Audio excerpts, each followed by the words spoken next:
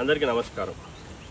సరిగ్గా ఇదే రోజు 50 సంవత్సరాల కింద ఒక భారతదేశ చరిత్రలోనే ఒక చీకటి అధ్యాయాన్ని లిఖించిన రోజు. ఆ రోజు దేశ ప్రధాని అయిన ఇందిరాగాంధీ గారు తన యొక్క అధికారాన్ని కాపాడుకోనికే 1971లో తన అధికారం చేపడితే ఆ అధికారంలో యొక్క అవకతవకలు జరిగాయని చెప్పి ఆ రోజు అలహాబాద్ హైకోర్టు తీర్పునిచ్చింది. ఆ తీర్పు ఆధారంగా ఆమె కుర్చీ దిగిపోవాల్సిన పరిస్థితి వచ్చింది. ఆ కుర్చీని కాపాడుకునే ప్రయత్నంలో అప్పటి రాష్ట్రపతి యొక్క సహకారంతో ఆర్టికల్ 352 ని అమలు చేసి ఎమర్జెన్సీ డేని ఆ రోజు విధించడం జరిగింది. ఎమర్జెన్సీ డే అంటే ఆ రోజు ఎటువంటి యుద్ధం పరిస్థితి లేదు, కానీ ఈ ప్రజాస్వామ్యాన్ని అంధకారంలోకి నెట్టేసిన రోజుగా ఆ రోజు మనం చూడొచ్చు. ఆ రోజు ప్రశ్నించే గొంతులను నొక్కేసే రోజుగా మనం గమనించవచ్చు. ఆ రోజు ఎమర్జెన్సీ డేలో దేశంలో పరిస్థితి ఎలా ఉన్నాయంటే పత్రికలు ప్రకటించే స్వేచ్ఛ కోల్పోయింది. ఇండియన్ ఎక్స్ప్రెస్ లాంటి పత్రిక ఒక తెల్ల కాగితాన్ని ప్రకటించి విడుదల చేసింది. విద్యార్థులు, నాయకులు, సామాన్యులు ఎవరు ప్రశ్నించినా అర్ధరాత్రి అరెస్టులు.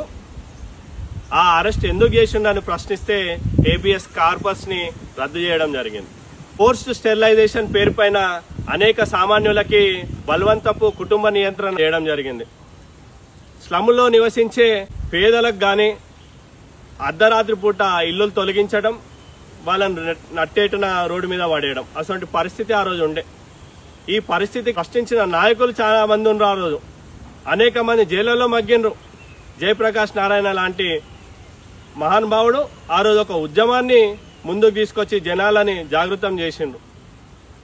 జార్జ్ ఫడ్నవీస్ గారు అక్రమంగా బాంబు పేలుడు కేసులో లోపలేయడం జరిగింది. ఇవన్నీ ప్రశ్నించిన వాజ్పేయి గారు, అడ్వాణి గారు, నానాజీ గారు, సుబ్రహ్మణ్యం గారు, అనేక మంది నాయకులని ఆ రోజు ఉన్న యువతని జైల్లో వేయడం జరిగింది. అసలు పరిస్థితులను ఆ రోజు మనం చూడొచ్చు. కానీ మనకు స్వేచ్ఛ ఉంది. ఈరోజు సోషల్ మీడియాలో పోస్టులు పట్టగలుగుతున్నాం, జనాలను ప్రశ్నించగలుగుతున్నాం. ఆ పరిస్థితి మనకు వచ్చిందంటే ఆ రోజు ఆ మహానుభావుల యొక్క త్యాగం వల్లనే మనకు ఈ రోజు వచ్చింది. వాళ్ళు ఆ రోజు జైళ్లలో మగ్గినరు. ఎందుకు? ఈ యొక్క పరిస్థితి తీయవద్దని చెప్పి వాళ్ళు కొట్లాడినరు. అది మనం గమనించాలి.